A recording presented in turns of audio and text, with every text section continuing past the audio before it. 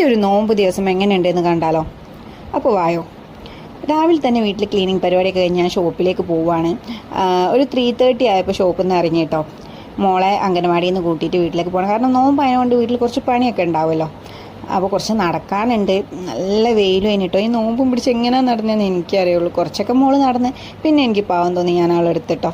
അങ്ങനെ വീട്ടിൽ പോയിട്ടൊന്ന് ഫ്രഷൊക്കെ ആയിട്ട് നിസ്കാരമൊക്കെ കഴിച്ച് അങ്ങനെ പിന്നെ കിച്ചണിലേക്ക് ഇറങ്ങാണ്.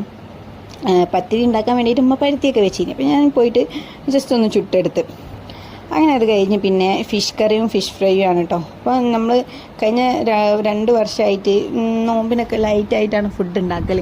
എണ്ണ പലഹാരമൊന്നും അങ്ങനെ ഉണ്ടാക്കലില്ല കേട്ടോ. അങ്ങനെ പിന്നെ പെട്ടെന്ന് ഞാനൊരു കറി ഉണ്ടാക്കി.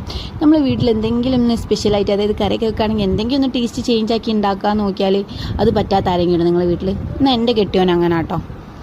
എന്തിനാ ഇപ്പം ഇങ്ങനെ ഉണ്ടാക്കി, എപ്പോഴും ഇങ്ങനെ ഉണ്ടാക്കില്ല, അതേപോലെ തന്നെ ഉണ്ടാക്കിയാൽ പോലെ ചോദിക്കും. അതിങ്ങനെ കേൾക്കുമ്പോൾ നമുക്ക് ഭ്രാന്ത് പിടിക്കും കേട്ടോ. അങ്ങനെ പണിയൊക്കെ ഒരു വിധം കഴിഞ്ഞു.